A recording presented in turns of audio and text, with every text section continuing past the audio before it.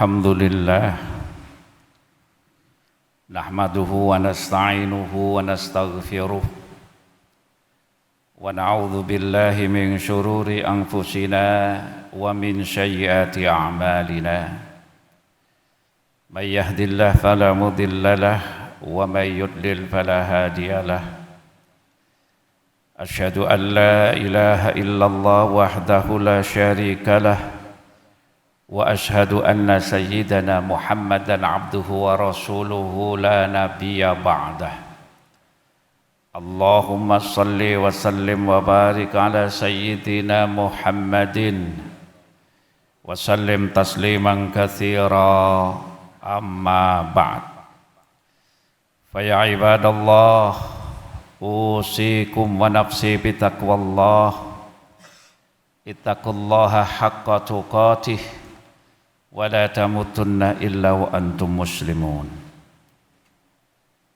Jamaah Jum'ah rahimakumullah, marilah kita senantiasa meningkatkan keimanan dan ketakwaan kita kepada Allah haqqa tuqatih, dengan sebenar-benar takwa, menjalankan perintah, meninggalkan larangan, dan janganlah kita sekali-kali meninggalkan dunia ini kecuali dalam keadaan beragama Islam dan husnul khatimah.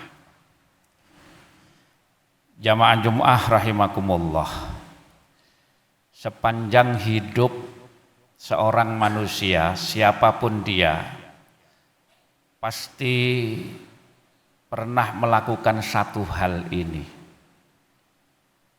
Apa itu? Yaitu salah. Siapapun manusia, baik manusia biasa seperti kita ini, atau bahkan seorang nabi pun pasti pernah berbuat salah. Bahkan manusia pertama yang berbuat salah adalah seorang nabi, yaitu Nabiullah Adam alaihi salam, ketika beliau melanggar larangan Allah untuk tidak memakan buah khuldi. Jadi dikatakan al-insanu mahallul khata' wan nisyan. Manusia itu adalah tempatnya salah dan tempatnya lupa. Di dalam sebuah hadis riwayat baginda Nabi juga bersabda, kullu bani adama khata'un wa khairul khata'ina at-tawwabun. Setiap manusia, setiap anak cucu Adam adalah orang yang berbuat salah, khata'un. Wa khairul khata'in, dan sebaik-baik orang yang berbuat salah adalah at-tawwabun, orang yang mau bertaubat. Kesalahan manusia ini ada dua macam.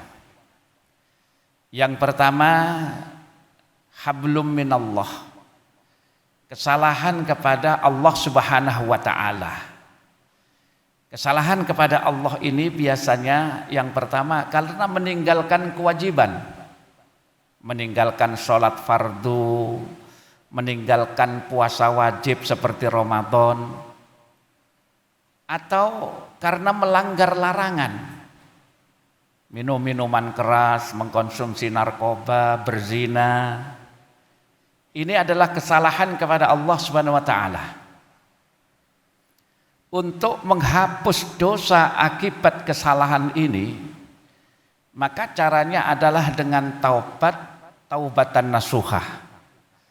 Memperbanyak istighfar, berjanji untuk tidak mengulangi kemaksiatan lagi, dan memperbanyak amal-amal soleh, menjadi orang yang lebih baik. Berapapun banyak dosa yang dilakukan oleh seseorang, kata baginda Nabi, lau amiltumul khotoya hatta yablughus sama summa tubtum lataballahu alaikum. Sekiranya engkau berbuat salah sehingga dosamu itu hingga mencapai langit, summa tubtum, kemudian engkau mau bertaubat, lataballahu alaikum, niscaya Allah akan menerima taubatmu. Jadi kesalahan atau dosa kepada Allah ini caranya tidak ada lain kecuali dengan taubatan nasuha. Insya Allah ketika seorang hamba ini tulus ikhlas dalam melaksanakan taubatan nasuha, maka Allah pun akan menerima taubatnya.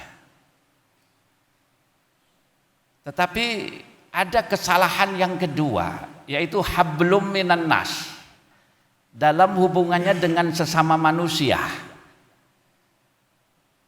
Misalnya ada seseorang yang pernah menghibah, ngerasani, memfitnah, mendolimi, mengambil hak orang lain tanpa hak, punya utang nggak nyaur-nyaur, begitu ditagih marah-marah, atau mengambil hak yang bukan haknya sengaja,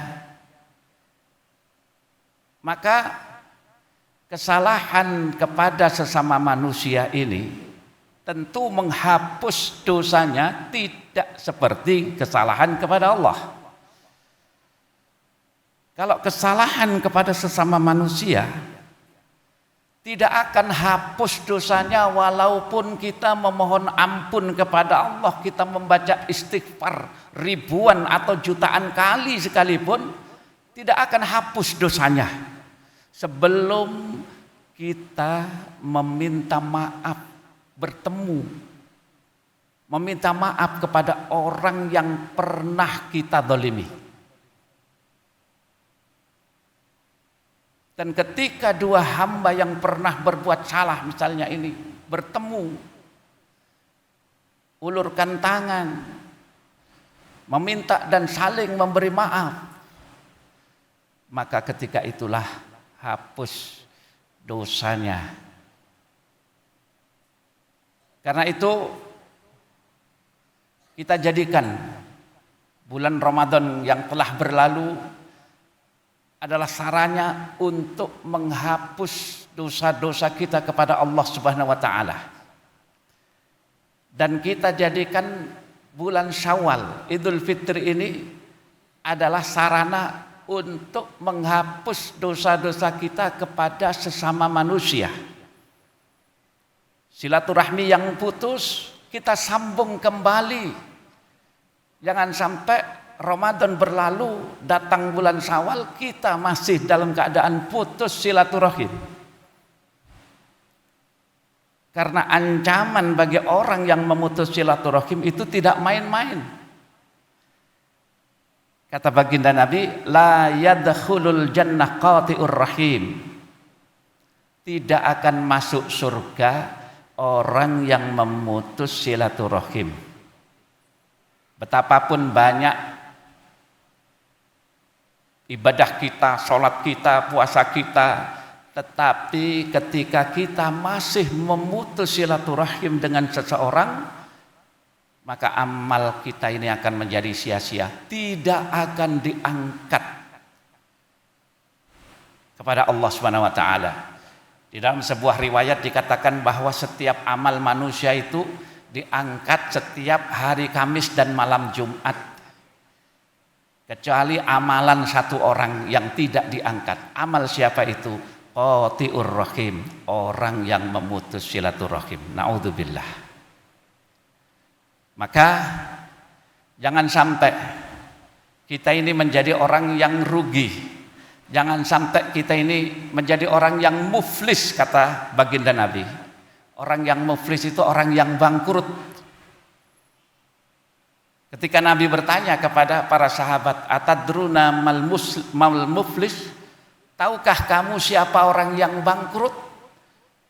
Mendengar kata bangkrut, maka para sahabat asosiasinya pasti ke harta, benda dan sebagainya. Maka para sahabat menjawab, qalu al muflisu fina man la dirhamalahu wala mata'. Orang yang bangkrut di antara kita ya Nabi adalah orang yang tidak punya uang dan tidak punya harta. Tentu Nabi tidak menyalahkan, tetapi Nabi meluruskan. Ketahuilah bahwa orang yang bangkrut Itu kalau bangkrutnya di dunia seperti yang Anda katakan, tetapi ada bangkrut yang lebih berat dan ini bangkrut super berat.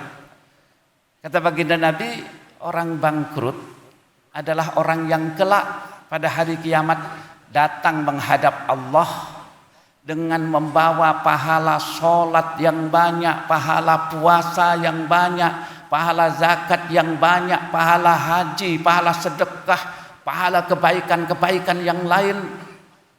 Tetapi ketika dia di dunia berbuat zalim kepada orang lain, jadilah orang yang pernah dia zalimi, yang pernah dia rasani, yang pernah dia hutangi, yang pernah dia ghibah, pernah dia fitnah, pernah dia pukul, menuntut hak, menuntut balas di hadapan Allah. Datang seseorang, ya Allah, si fulan ini dulu ketika di dunia pernah memfitnah saya tidak mampu menuntut di dunia. Karena itu di hadapanmu ya Allah aku menuntut balas. Jadilah kemudian pahala orang tersebut diberikan kepada orang yang pernah dia fitnah. Datang lagi, ya Allah orang ini dulu pernah ngerasani saya tidak mampu menuntut di dunia. Karena itu di hadapanmu ya Allah aku menuntut balas. Dikurangi lagi pahalanya, diberikan kepada orang yang pernah dia rasani. Datang lagi orang yang menuntut, ya Allah orang ini dulu pernah hutang kepada saya dan tidak pernah nyaur. Kalau ditagih marah-marah, saya tidak bisa menagihnya di dunia. Karena itu saya tagih di hadapanmu ya Allah. Jadilah kemudian pahalanya dikurangi lagi dan terus sampai akhirnya pahala orang tersebut habis diambil oleh orang-orang yang pernah dia zalimi.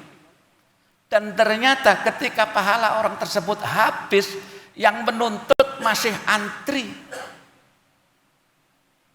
Jadilah kemudian karena sudah kehabisan pahala, maka dosanya orang yang pernah dia zalimi di dunia ditimpakan, ditanggungkan kepada orang tersebut. Pahala yang begitu banyak habis, jadilah kemudian justru sekarang dia menanggung di samping dosanya sendiri, tapi dia juga menanggung dosa orang yang pernah dia zalimi. Inilah kata baginda Nabi, orang yang sebenar-benarnya bangkrut. Jamaah Jumat rahimakumullah. Karena itu marilah kita jadikan sarana Idul Fitri ini untuk kembali menyambung silaturahmi. Jangan sampai Idul Fitri ini lewat begitu saja tanpa membawa perubahan bagi kita. Semoga ibadah kita diterima oleh Allah Subhanahu wa taala. Kita dipertemukan kembali dengan bulan Ramadan di tahun yang akan datang dengan keadaan yang sehat. Semoga kita dimudahkan. Demikian khutbah saya. Inna ahsanal kalam kalamullahil malikil mannan wa bika yatadil muhtadun. Man 'amila shalihan falinafsihi faman asa'a fa'alaiha. Wa ma rabbuka bidzallamin lil 'abid. Barakallahu li wa lakum minal Qur'anil 'azim. Wa nafa'ani wa iyyakum bima fihi minal ayati wa dzikril hakim wa taqabbala minni wa minkum tilawatahu innahu was-sami'ul 'alim wastaghfiruh innahu wal ghafurur rahim.